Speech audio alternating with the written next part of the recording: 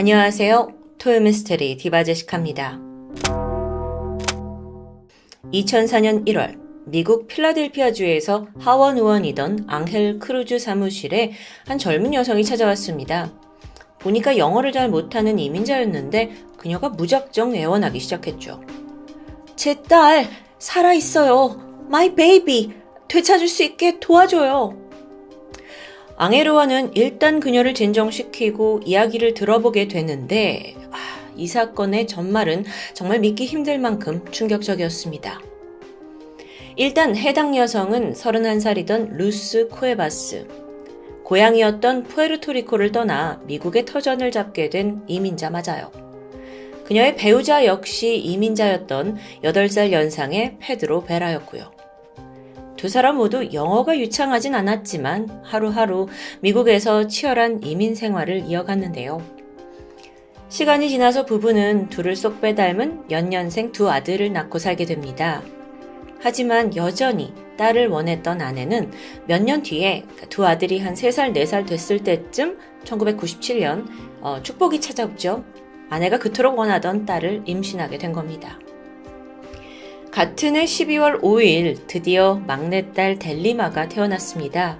너무도 기다리던 아이여서 부부가 기뻐했는데 그리고 한 열흘 지난 12월 14일 주변 사람들한테 아이도 보여주고 또 출산을 축하할 겸 집에서 작은 파티를 준비하게 됩니다.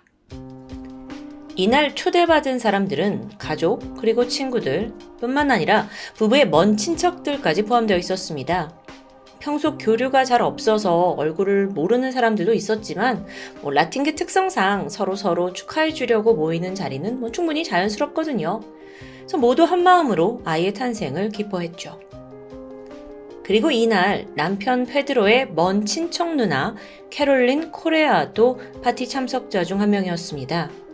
마침 그녀 또한 얼마 전에 딸아이를 출산했어요. 그래서 두 엄마는 만나서 육아에 대한 이야기를 나누며 친밀함을 다졌고요.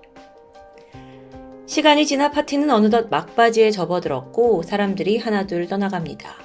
부부가 뒷정리를 한 뒤에 금방 잠에 들었죠. 그렇게 막내딸 델리마의 출산 파티는 성공적인 듯 했습니다. 그런데 바로 다음 날인 12월 15일 아침 바쁘게 식사를 준비하던 루스는 문득 매캐한 냄새가 난다는 걸 감지해요. 이게 어디서 나는 냄새지? 불? 놀란 그녀는 가장 먼저 2층에 뛰어 올라갔어요. 보니까 이미 뿌연 연기가 가득한 거예요. 가슴이 철렁했죠. 왜냐면 이 2층에는 두 아들 그리고 또 갓 태어난 델리마가 자고 있었거든요. 루스가 급히 두 아들 방으로 가서 애들을 깨워서 밖으로 대피시킵니다. 그리고 다음으로 딸 델리마를 구하기 위해 연기를 해치고 다른 방으로 들어가요. 그런데 아기 방은 이미 화염이 걷잡을 수 없을 만큼 아주 심각한 상황이에요. 엄마 루스는 반정신이 나갔죠. 그래서 죽어도 구해야 된다는 생각에 얼굴에 화상을 입어가면서까지 간신히 아기 방에 도달하게 되는데 믿을 수가 없습니다. 아기 침대가 요람이 비어있는 거예요. 그래서 어디 기어갔나 싶어서 급하게 곳곳을 찾아봤지만 아이가 보이지 않습니다. 그 사이에 불길은 더 거세졌고 루스 또한 겨우겨우 집 밖으로 탈출하게 되죠. 급히 소방관이 출동해서 불길을 잡긴 했지만 화재는 2층 집을 거의 다 까맣게 태운 후에야 사그라들었습니다.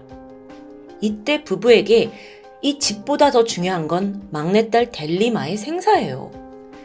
하지만 안타까운 소식이 들렸죠. 아이의 시신은 찾지 못했습니다. 소방관이 내부를 다 수색했는데 불길이 너무 강한 나머지 이 아이의 시신이 타버린 것 같다는 소식이에요. 추후 조사를 해보니까 화재의 원인은 델리마, 그 아기방 침대 근처에 두었던 온열기구로 밝혀졌습니다. 필라델피아의 12월 기온이 평균 한 3도 정도인데 혹여 갓 태어난 아기가 추울까봐 부모가 전기난로를 계속 틀어놨던 거죠. 이게 화근이었다고 추정이 되는데요. 소방당국 또한 전기선에서 합선이 일으켜서 불이 화재가 났다라고 보고 있었고요. 그런데 엄마 루스는 이걸 받아들일 수가 없었어요. 왜냐면 자기 눈으로 아기 침대가 비어있다는 걸 봤잖아요. 게다가 2층에 남아있던 젤을 감식했을 때 사람의 시신으로 볼 수 있는 성분도 나오지 않았고요. 또 결정적으로 그때 루스가 아기 방에 딱 들어갔을 때 웬일인지 창문이 활짝 열려 있었거든요. 아니 생각해보세요. 갓 태어난 아기 방 창문을 부모가 열어뒀을 리는 절대 없습니다. 즉 이건 현장에 누군가 침입했을 수도 있다는 증거겠죠. 루스는 경찰에게 간곡히 사건을 재조사해달라고 요청했어요. 이건 단순한 화재가 아닌 것 같다. 그리고 애가 분명 없었다. 그 전부터. 이렇게 계속 설명을 하지만 경찰의 반응은 싸늘했습니다. 게다가 사실 루스가 이제 모국어가 영어가 아니다 보니까 상황을 잘 설명하는데도 능숙하지 않아요. 경찰은 안타깝게도 그녀의 말에 귀 기울이지 않는 듯 했죠. 결국 수사관은 이 집주인과 소통이 좀 잘 되지 않습니다. 라면서 수사를 종결시켜 버리는데요. 안타깝게도 이런 일련의 과정이 하루아침이 아닐 거잖아요. 계속 요청하고 거절되고 이런 사이에 부부의 마음에도 상처가 커갔어요.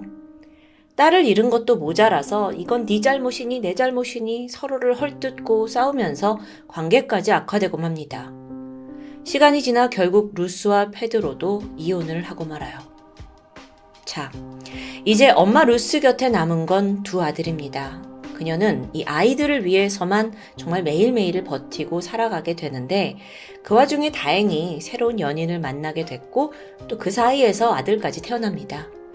루스는 그렇게 새 아들을 키우면서 남자친구와 새 출발을 하게 되죠.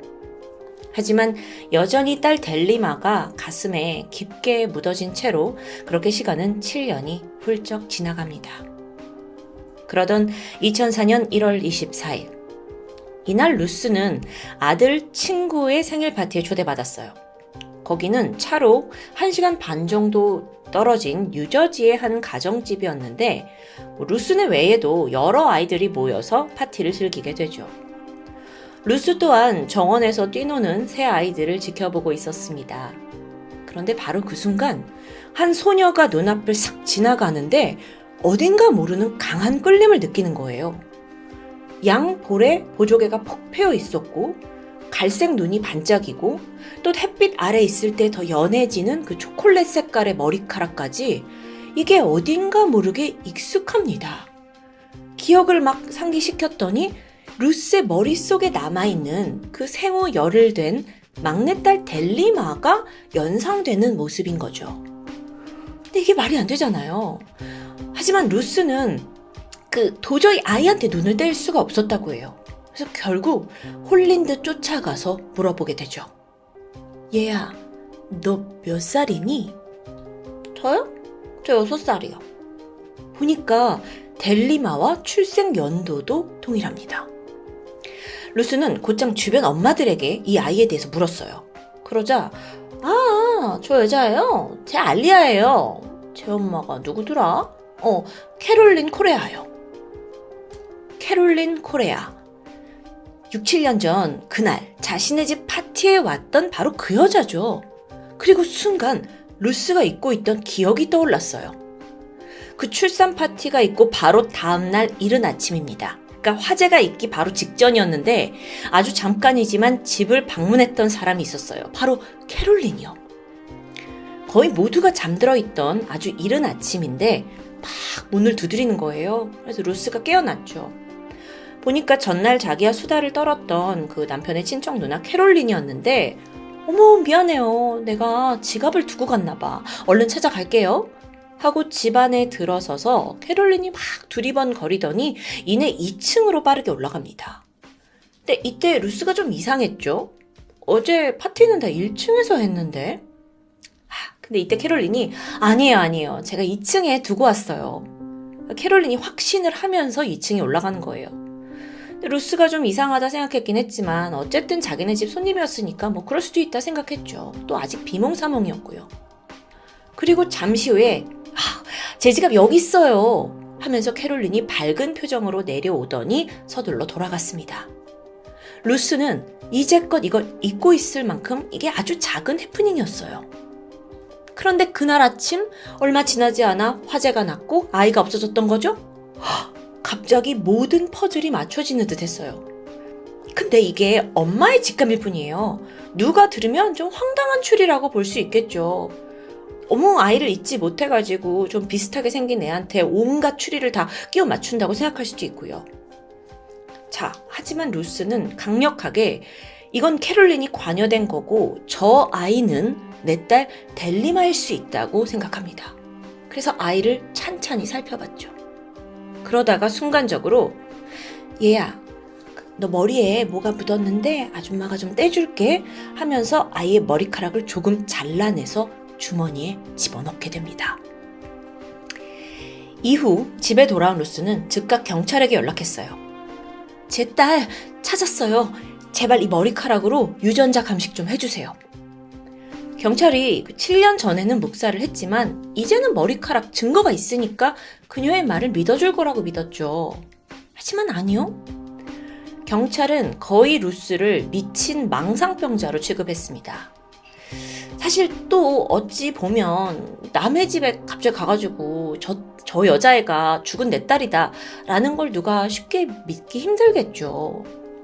그렇게 루스의 말을 아무도 믿지 않았고 점점 좌절하던 그때 루스의 집착은 더 강해져 갑니다. 반드시 내 딸을 찾아야 하잖아요.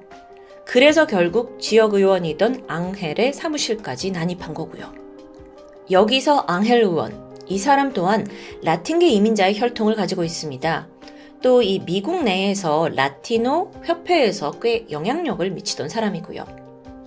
의원이 처음 그녀의 사연을 듣고는 자기도 반신반의했대요.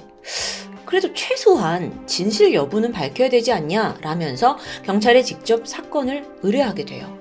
근데 이때 루스가 사건을 조사해달라고 했을 때와는 완전히 달리 의원이 개입을 하니까 경찰도 적극적으로 사건에 임하게 됩니다.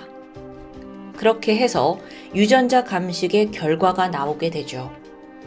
6살이라던 여자아이 알리아의 유전자, 머리카락 유전자는 루스, 엄마 루스의 것과 일치합니다. 곧 알리아가 델리마였던 거죠. 엄마의 직감이 맞았던 건데요. 그렇게 결과를 확인한 경찰은 즉각 알리아의 엄마, 아니 델리마의 엄마로 인생을 살고 있었던 캐롤린을 체포합니다. 그리고 긴 추궁 끝에 모든 걸 체념한 그녀가 드디어 진실을 털어놓게 되죠. 7년 전 1997년 출산 파티 그쯤 캐롤린 또한 출산을 했습니다. 하지만 그녀의 아기는 건강하지 못했어요. 그래서 태어난 지 며칠 만에 세상을 떠나고 말아요. 하지만 캐롤린은 아이가 죽었다는 사실을 전혀 주변에 알리지 않았습니다. 그리고 이후에도 갓 태어난 딸을 자기가 잘 키우고 있는 것처럼 사람들을 속이며 연기했고요. 그러다 12월 14일 캐롤린이 우연히 먼 친척의 출산 파티에 참석을 했는데 바로 거기서 생후 열흘 된 델리마를 마주한 순간 엄청난 망상에 빠져들었죠. 저 아이는 내 딸이잖아. 자기 딸이라고 생각한 거예요. 그래서 이걸 되찾아야 한다는 집념, 그리고 다음날 지갑을 두고 왔다면서 루스 집에 아침에 가서 아이를 납치한 후에 그 집에 불을 지르고 토주한 겁니다. 이거 완전 엄청난 범죄예요. 그리고 나서 아이는 데려오고 자기 딸인 것처럼 키운 거고요. 한편 지난 7년간 그녀가 이 델리마, 아니 자기가 알리아라고 이름을 붙였죠. 이 아이를 양육해온 방식엔 좀 특이한 점이 있었습니다. 주변에 따르면 캐롤린이 딸을 마치 자신의 인형처럼 다뤘다고 그래요. 그래서 수차례 키즈 뷰티 대회에도 출전을 시켰고요. 평소에도 예뻐야 돼 이러면서 막 머리를 만져주고 옷도 예쁘게 입혀서 한껏 꾸며줬고요. 그런데 이 캐롤린이란 사람, 이런 범죄를 저질렀다면 전적이 없었을까? 하고 조사를 해보던 경찰이 또 다른 사실을 발견합니다. 특히나 방화를 저지른 게 이번이 처음이 아니에요. 실제로 그녀에겐 이미 몇 차례 전과가 있었는데 그중 한 번은 그 사건이 있기 1년 전인 1996년 자기가 일하던 사무실에 불을 질렀어요. 그리고 사무실에서 발행하던 수표를 훔쳐서 이제 달아놨는데 그걸 무마하려고 불을 지른 거죠. 그러니까 이 여자 수법이 범죄 저지르고 그걸 다 없었던 걸로 치려고 화재를 저지르는 거예요. 그 외에도 1999년에 절도, 또 이후에 몇 차례나 사기, 도난으로 처벌을 받은 전적이 있습니다. 사실 처음에 델리만 납치 사건에 대해서도 막 경찰이 추궁을 했을 때 무슨 소리냐, 알리아는 내 딸 맞다, 이렇게 막 강력히 주장을 하다가 유전자 검사 결과에 바로 꼬리를 내렸거든요. 네, 이때 황당하게도 말을 바로 바꿨습니다. 사실 그 집 남편 페드로가 자기 딸 키워달라고 나한테 준 거다. 그래서 난 키운 거다. 라고 하는데요. 물론 거짓말이었죠. 그러니까 사람 자체가 사기에 도난까지 아주 악질인 사람이에요. 결국 2004년 캐롤린은 델리만 납치, 방화 혐의로 기소되면서 재판이 진행됩니다. 그 결과 수감 9년이 지나야 가석방 신청이 가능한 징역 30년형을 받게 돼요. 그리고 결과적으로 지난 2013년 캐롤린은 9년간의 수감을 마친 뒤 가석방으로 자유의 몸이 되었죠. 한편 모든 진실이 드러난 후에 델리마와 루스는 어떻게 되었을까요? 엄마와 딸이요. 우선 엄마 루스는 딸을 겨우 되찾았잖아요. 근데 그러고 난 후에도 한동안 양육권 분쟁에 시달렸습니다. 그 상대는 전 남편 페드로고요. 두 사람은 장기간 합의를 한 후에 결국 델리마의 양육권을 반반씩 나눠 갖기로 결정했어요. 자, 그렇다면 딸 델리마는 이 상황을 어떻게 받아들였을까요? 예상 외로 아이는 자신의 진짜 엄마가 루스라는 걸 꽤 쉽게 받아들였다고 합니다. 친엄마에게 금방 적응을 했고요. 또 잘 따르면서 성장을 해요. 이런 걸 좀 피는 못 속인다고 하는 걸까요? 사실 6살이라는 다소 어린 나이였기 때문에 그때는 자기가 납치당했다는 걸 제대로 인지하지 못했을 수도 있겠죠.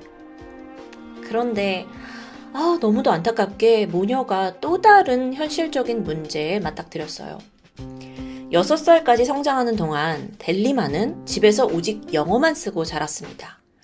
반면에 부모였던 루스와 페드로는 주로 스페인어만 쓰면서 영어는 여전히 능숙하지 못했고요.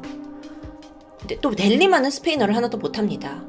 그래서 이런 언어 문제로 인해서 아이는 친부모와 재회를 한 후에도 한동안은 마음껏 대화를 할 수 없었다고 해요. 하지만 엄마 루스에겐 그게 그렇게 큰 문제는 아니었습니다. 죽은 줄 알았던 아이를 되찾았다는 것만으로도 그녀에게는 충분히 행복했으니까요. 언어야 사실 커가면서 배우면 되는 거겠죠. 오늘 사건 정말 믿기 힘든 실화인데요. 이게 사실 지난 2019년에 영화로 제작되기도 했습니다. 영화 제목은 엔젤 오브 마인인데 사실 저도 유튜브에서 이 영화 리뷰를 보고 이게 실화야? 하면서 이 스토리를 준비하게 됐습니다. 영화에선 7년 전 사고로 죽은 줄 알았던 딸을 우연히 마주친 엄마가 정말 딸과 눈이 마주친 그 첫 순간에 너무나도 강한 직감으로 쟤 분명 내 딸이야 라고 느끼는 장면이 있는데 저한테 좀 그게 굉장히 인상 깊었던 것 같아요. 이런 게 바로 본능이고 모성애가 아닌가 싶었는데요. 마지막으로 이 사건을 해결하는데 가장 큰 역할을 한 건 누구보다도 앙헬 의원입니다. 루스라는 사람의 주장을 유일하게 들어준 사람이니까요. 앙헬은 한 인터뷰에서 이런 이야기를 했는데 그걸로 오늘 스토리를 마무리할까 합니다. 기자가 이렇게 질문했어요. 아니, 당신은 그때 생전 처음 본 루스를 어떻게 그렇게 신뢰할 수 있었습니까? 여기에 앙헬 의원이 대답했죠. 어머니의 직감은 절대 틀릴 수 없으니까요. 지금까지 토요미스테리 디바제시카였습니다. 안녕하세요. 토요미스테리 디바제시카입니다. 오늘 이야기는 최근에 제가 진행한 토요미스테리 중에서 가장 영화 같으면서도 어쩌면 영화보다 더 무서운 게 현실이라는 걸 잘 알려주는 그런 스토리입니다. 지금으로부터 20년 전인 2001년 미국 인디애나주에 살던 마이클과 크리스틴 바네는 여느 부부처럼 평범하고 화목한 생활을 해오다 하늘이 무너지는 충격적인 소식을 듣게 됩니다. 아들 제이콥에게 자폐 증상이 보인다는 의사의 소견이었죠. 당시 아이의 나이는 겨우 2살이었습니다. 제이콥이 커서 글자를 제대로 읽을 수 있는지 또는 사회생활이 가능할지 모든 게 막막했는데요. 그 와중에 엄마 크리스티는 포기하지 않았습니다. 그리고 특별한 결심을 하게 되죠. 아들을 병원과 특수학교에 보내는 대신 모든 걸 스스로 가르치겠다고 마음먹은 겁니다. 당시 남편과 전문가들은 그래도 소용없다라면서 반대를 했지만 엄마는 굴하지 않았고 꾸준히 아이를 교육시킨 결과 몇 년 후 정말 놀라운 결과가 나타났습니다. 제이콥이 처음에 배운 지 2주 만에 미적분을 떼는 거, 이것도 영심상치 않았는데요. 심지어 9살이 되자 천체 물리학에 관심을 보였고 연구에 몰입합니다. 12살에는 대학에 입학을 해서 양자 물리학에 관한 논문을 내기도 했죠. 그야말로 천재가 탄생한 상황입니다. 주변에서는 이 아이가 노벨상을 받을 만한 인재라고 극찬을 아끼지 않았는데요. 엄마는 이런 특별한 경험을 바탕으로 더 스파크라는 양육 자서전을 출간했습니다. 책은 날개도 친 듯 팔렸고 이력 엄마가 유명 스타가 되는데요. 그러니까 자폐 아이를 천재로 키워낸 엄마로 이름을 알리게 된 거죠. 정말 얼마나 열정과 헌신이 넘쳤는지 알 수 있겠죠. 그렇게 세 아들과 함께 행복하게 가정을 이루던 바넷 부부. 그런데 사실 이들은 이루지 못한 한 가지 소원이 있었습니다. 바로 딸을 키우고 싶다는 것이었어요. 그래서 오랜 고심 끝에 가족은 2010년 보육원을 통해 여자아이 1명 입양을 결심합니다. 소녀의 이름은 나탈리아. 우크라이나 태생으로 2년 전인 2008년 미국에 건너왔다고 합니다. 나탈리아는 성격이 아주 활발하고 또 부부에게 살갑게 굴면서 예쁘게 웃는 미소가 너무 사랑스러운 아이였죠. 부부는 바로 마음을 빼앗겼고 당장 입양을 원했지만 문제가 있었습니다. 그러니까 우크라이나에서 태어난 나탈리아에게 이곳에 출생증명서가 없었던 겁니다. 그래서 부부는 입양 절차상 병원에 아이를 데려가게 되는데 그 결과 나탈리아는 2003년생, 그러니까 즉 8살로 추정된다는 진단을 받게 되죠. 그런데 동시에 병원에서 안타까운 사실도 밝혀졌습니다. 이 아이에게 척추 골단 형성 이상증이라는 희귀병을 앓고 있다는 게 밝혀진 겁니다. 이건 척추에 발달 장애가 있어서 키가 제대로 자라지 않는 증상을 보이는 병이죠. 또한 성인이 되어서도 이런 어린아이 같은 모습을 유지한다라는 특징이 있는데요. 희귀병이 있다라는 게 발견이 됐지만 사실 바넷 부부는 이보다 더한 자폐 아이를 이겨낸 경험이 있기 때문에 이걸 전혀 문제 삼진 않았습니다. 그리고 기꺼이 나탈리아를 가족으로 받아들였고 함께 행복한 가족이 되기를 약속하죠. 그로부터 9년이라는 시간이 훌쩍 지났습니다. 그리고 지난 2019년 자폐 아들을 천재로 키워낸 바넷 부부가 캐나다에서 긴급 체포되었다는 소식이 들려왔죠. 사유를 보니까 아동 유기 혐의. 좀 더 자세히 보니 부부가 나탈리아를 입양한 지 겨우 3년 만인 2013년 아이를 노스캐롤라이나의 한 아파트에 혼자 내버려 둔 채 캐나다로 이주해버린 혐의를 받고 있었습니다. 당시 아파트에서 홀로 발견된 나탈리아는 키가 92cm에 불과했고요. 질환 때문에 걷는 데에 좀 문제가 있어 보였죠. 입양자녀 학대. 이제는 정말 이 말만 들어도 너무 끔찍한데요. 그럼 바넷 부부는 천사의 탈을 쓴 악마였던 걸까요? 아니요. 반전은 따로 있었습니다. 체포된 아내 크리스틴이 억울하다면서 새로운 주장을 펼쳤는데 먼저 시간을 거슬러 부부가 나탈리아를 입양한 2010년부터 시작해보겠습니다. 집으로 아이를 데려와서 처음으로 목욕을 시키던 크리스틴은 깜짝 놀라게 됩니다.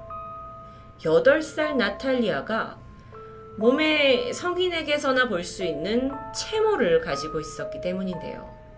어라, 아직 이 털이 날 때가 아닌데.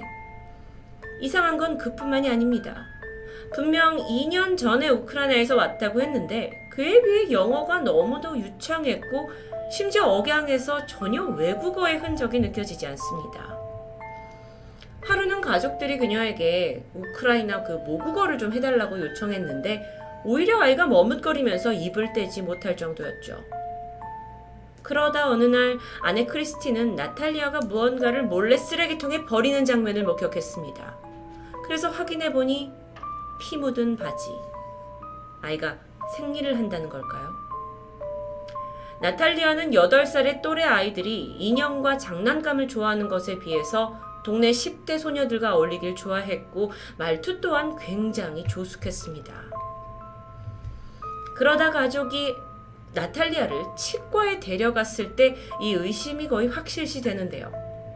그녀의 구강을 살피던 의사가 한참 동안 고개를 갸웃거려요. 아니 8살이라면 분명 유치가 있어야 되는데 이게 전부 다 영구치라면서 말이 안 된다라고 했던 거죠. 자, 결국 이 모든 정황들은 나탈리아가 8살이 아닌 어쩌면 이거보다 훨씬 더 많은 나이라는 걸 짐작하게 합니다. 이게 좀 당황스럽긴 했지만 아니 이미 입양을 결정한 상황에서 바넷 부부는 거기에 대해 크게 나쁜 감정을 갖진 않았던 것 같아요. 어쨌든 그녀가 우리의 가족이 된 건 변함없는 사실이니까요. 그리고 얼마 후 나탈리아가 학교에서 그림을 한 장 그려왔습니다. 그리고 그걸 엄마 크리스틴이 확인하게 되는데 집 뒷마당에 나탈리아가 자신과 세 가족들을 다 그린 그림이었어요. 근데 어딘가 이상했죠. 행복하게 웃으면서 손잡는 그런 평범한 그림이 아니라 가족들이 모두 담요에 둘둘 둘러싸여서 눕혀져 있는 모습입니다. 마치 안매장 당하기 직전의 모습이랄까? 실제로 나탈리아는 종종 가족을 죽이고 싶다는 기이한 농담을 해오기도 했습니다. 이것보다 더 꺼림직한 일도 있었는데 바넷 부부가 한밤중에 잠을 잘 자고 있다가 왠지 싸한 느낌의 눈을 뜬 적이 있었는데요. 부부 침실에 나탈리아가 들어와서 침대 옆에 서서는 그들을 내려다보고 있었죠. 너무도 섬뜩했습니다.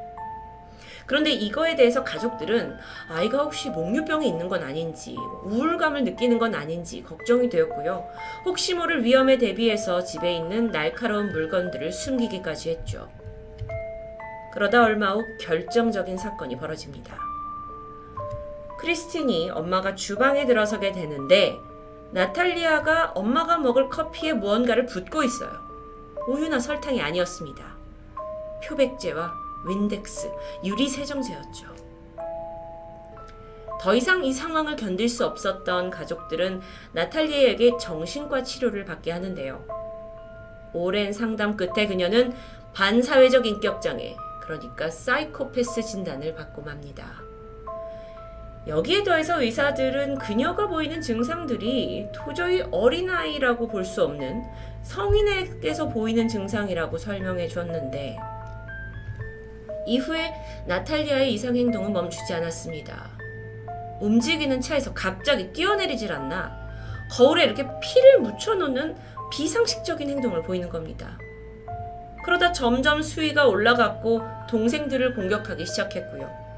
결정적으로 엄마 크리스틴을 전기 울타리로 밀어 넘어뜨리게 되죠. 괴로워하던 가족들은 입양 2년 만인 2012년 결국 아이를 정신병원에 입원시키기로 결정했습니다. 그리고 병원에서 치료와 상담을 오랫동안 받던 나탈리아는 치료사에게 자신이 사실 18살이라고 자백하게 되는데요. 어쩌면 아이의 나이는 그것보다 많을 수도 있습니다. 이건 오직 나탈리아의 자백일 뿐이었으니까요. 그런데 거기에 더해서 자신이 이 집에 입양을 온 이래 가족을 죽이려고 시도한 방법들까지 줄줄 고백합니다. 왜 그랬니? 라는 질문에 그냥 재밌으니까요. 라는 소름 돋는 대답을 하는데요. 결국 부부가 의심했던 모든 게 사실로 드러났습니다.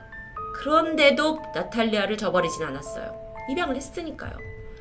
그래서 부부가 일단 법원을 통해서 아이의 법정 나이를 2003년생이 아니라 1989년생으로 변경하게 되는데 그렇다면 그걸 변경했을 2012년 당시 아이의 나이는 23살입니다.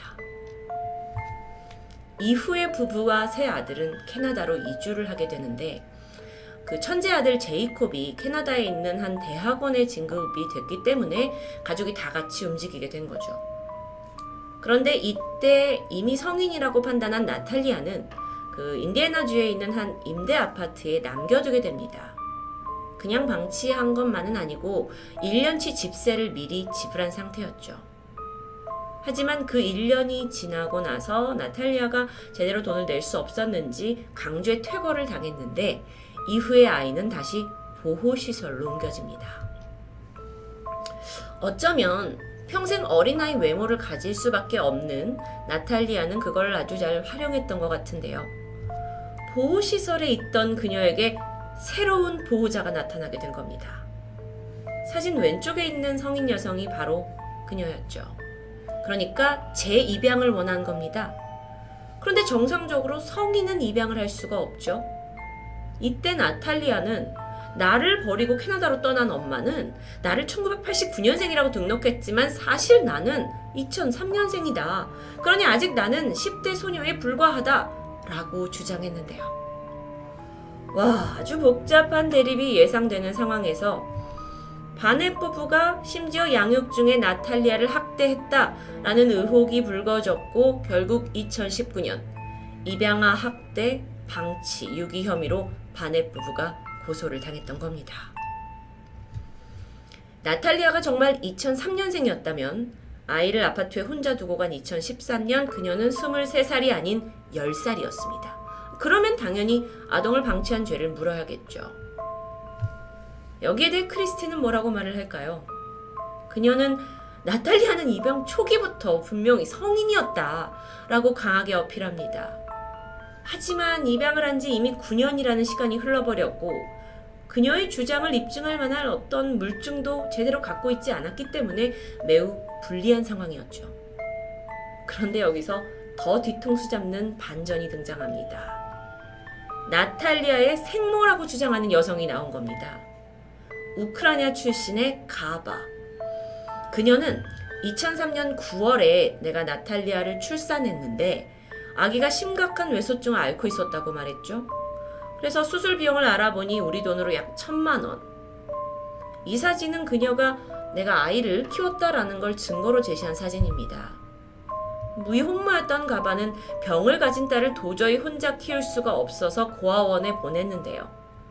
그러다 아이가 미국으로 입양을 가면 좋은 부모를 만나서 이 병을 치료할 수도 있다라는 말에 설득당했다고 말합니다. 그리고 가바는 여기에 대한 증거로 2003년 10월 해당 고아원에서 받은 문서를 제출하게 되죠. 진실이 너무도 헷갈리는 상황 속에서 나탈리아가 TV 토크쇼에 출연합니다. 그리고 크리스틴의 주장, 그러니까 엄마의 주장을 조목조목 반박하죠. 내가 어릴 때 밤마다 부모 침대 곁에 서 있었던 적이 있다. 하지만 그건 악몽을 꿔서 너무 무서워서였던 그런 감정이었다. 또 커피에 세제를 타고 엄마를 밀친 적도 있지만 그건 사리분별이 부족한 어린아이의 실수였다라면서 호소했는데요. 이쯤 되니까 정말 그 누구도 믿기 힘들어집니다. 하지만 끝이 아니죠. 사건을 더욱 복잡하게 만드는 새로운 국면이 닥치게 됩니다.